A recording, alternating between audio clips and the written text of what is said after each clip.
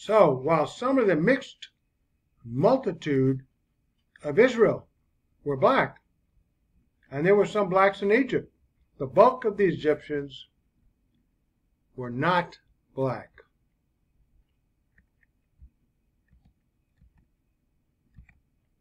One can see that by looking at many ancient hieroglyphs, etchings in stone, and writings. Notice some. Here's one. Look, blonde.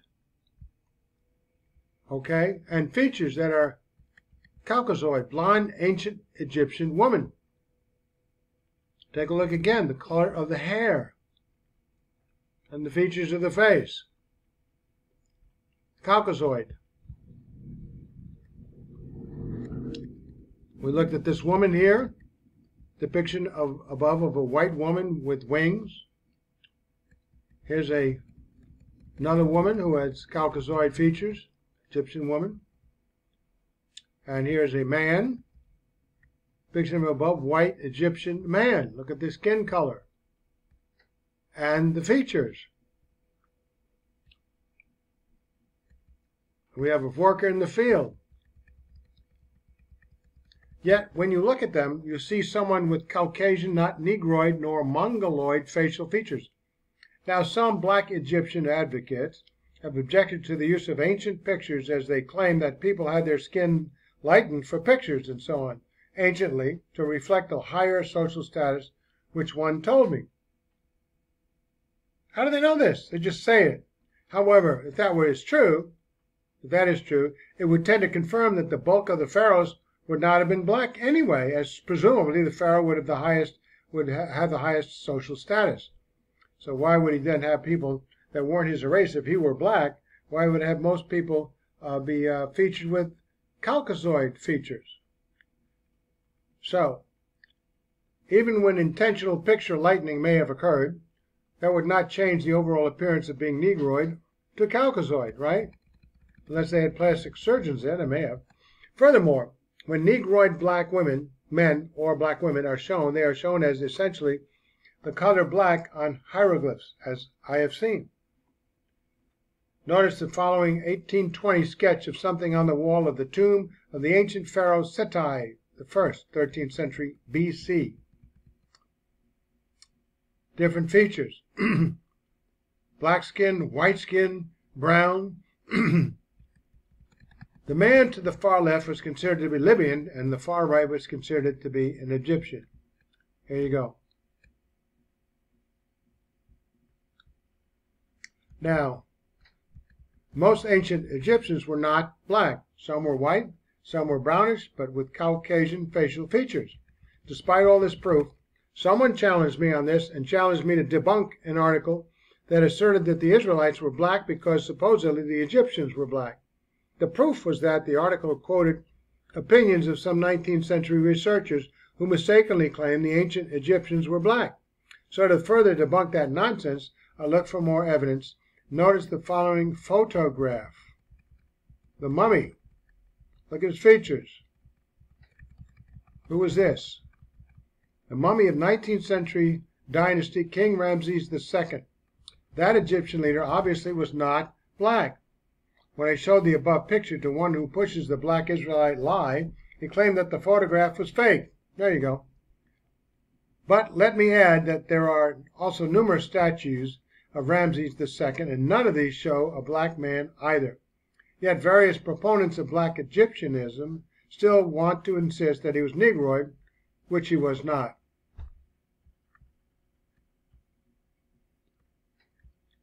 Now this is the mummified pharaoh.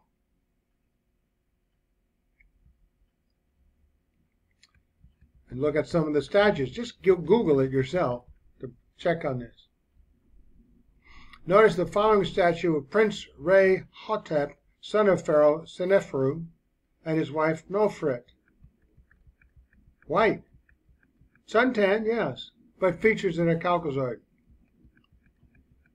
So Pharaoh Seneferu would have been expected to have arranged his son's marriage. The prince was certainly not black. He has straight hair. and his wife was fairly white, and she is depicted in the statue with a black wig, according to scholars. And though the prince was fairly tan, he also had what would be considered as Caucasian features. It would seem that Joseph, progenitor of Ephraim and Manasseh, likely married someone fairly white, as the Bible shows that Pharaoh gave him a wife, Genesis 41:45. Now notice the following ancient depiction of an apparent member of the Egyptian nobility hunting. There's a hunter. Features: ostracon of Egyptian hunting. The Egyptian hunter was white. Some have claimed that Queen Cleopatra the seventh was black. Yet notice an ancient painting, Cleopatra the seventh. Here is a sculpture from the 1st century BC known as the Berlin Cleopatra, since it is now in Germany. Cleopatra was clearly white. Here are portraits that appear on the outside of mummy coffins. Mummies tended to be wealthy people and or relatives of the pharaohs, 1st century BC to 3rd century AD. Fayum mummy portraits. The above people were clearly white. What about the black pharaohs? Well, they actually tended to be Nubians from the area now known as Sudan. The page T DNA discovery reveals genetic history of ancient Egyptians.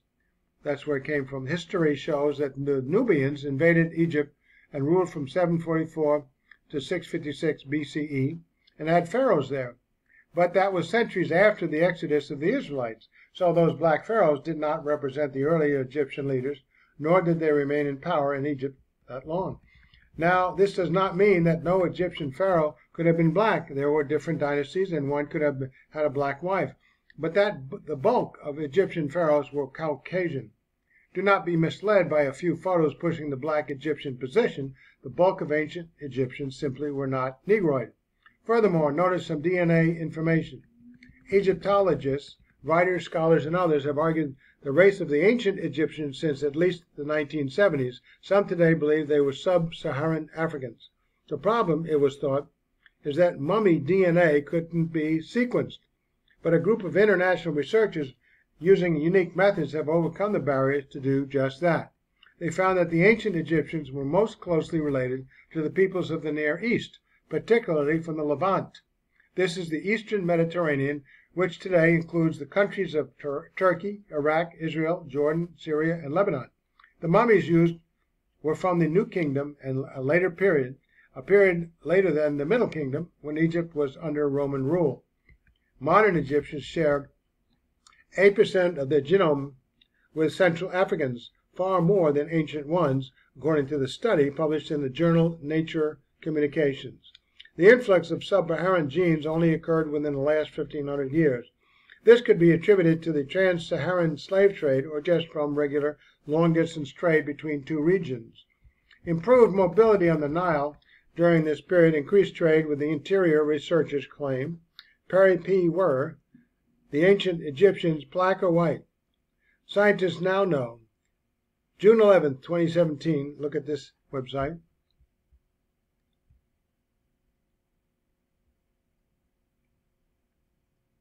Okay, take a look at that. In 2017, a genetic study was conducted on 83 mummies from Abusir in the north of Egypt near modern-day Cairo, which constituted the first reliable data set obtained from ancient Egyptians using high-throughput DNA sequencing methods.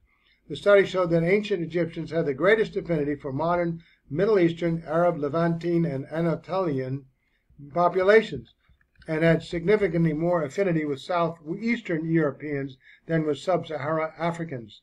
Absolute estimates of African ancestry using these two methods in the three ancient individuals range from 6 to 15%. This level of sub-Saharan African ancestry is significantly lower than that of modern Egyptians from Abusir, who range from 14 to 21%. British Egyptian Hypothesis, Wikipedia. Our analyses reveal that ancient Egyptians shared more ancestry with Near Easterners than present-day Egyptians, who received additional sub-Saharan admixture in more recent times. This analysis establishes ancient Egyptian mummies as a genetic source to study ancient human history and offers the perspective of deciphering Egypt's past as a genome-wide level. Ancient Egyptian mummy genomes suggest an increase of sub-Saharan African ancestry in post-region periods. That's the article. And we have a few other articles as well. So, the author says, after I gave some of the above information to one who pushes the black Israelite view, he suggested that the DNA evidence was falsified. All kinds of general denials. But where's the operating evidence behind that general denial? And yet another claim to debunk in the article I was referred to is that Caucasian people's skin cannot be turned white from things like leprosy.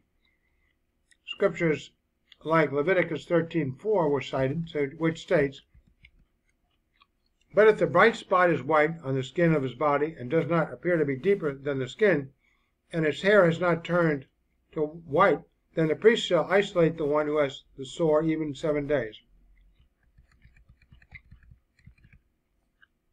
Yet this does not prove the black Israelite position. The reality is that, other than albinos, no one's skin is actually white, and even with them, bright white spots are possible. Obviously, Israelites who would have tended toward being tan or olive tone could show signs of bright white spots consistent with Leviticus 13:4. Thus, yes, white people can have parts of their skin turn white. And I've seen this happen clinically, though not from leprosy, but from forms of vitiligo to white people.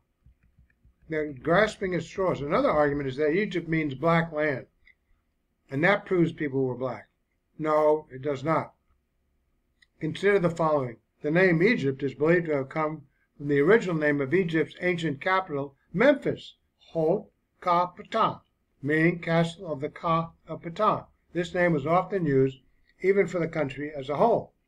The name came to be shortened and slightly transformed, considering the original consonants, HTKPT, pronounced. The three latter survived into respectively KPT, QPT, or GPT. This was rendered into the Greek, Aegyptus, and later English, meaning Egypt. The name of Egypt during ancient times, especially the Old Kingdom, was, however, Kemet, meaning black land. This referred to the fertile soil of the Nile Valley. There you go.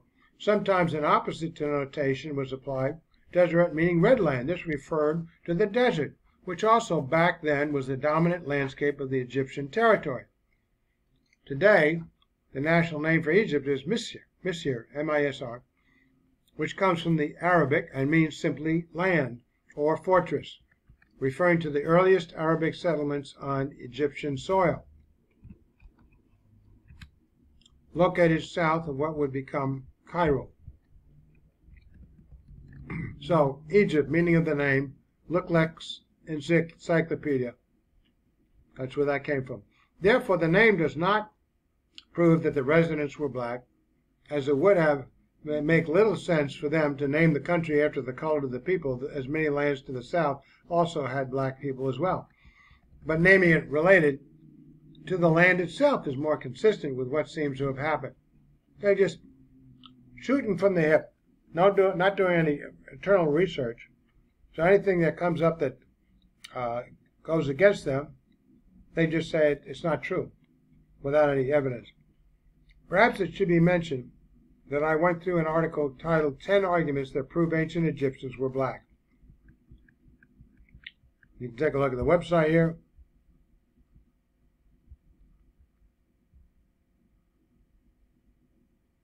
Right there.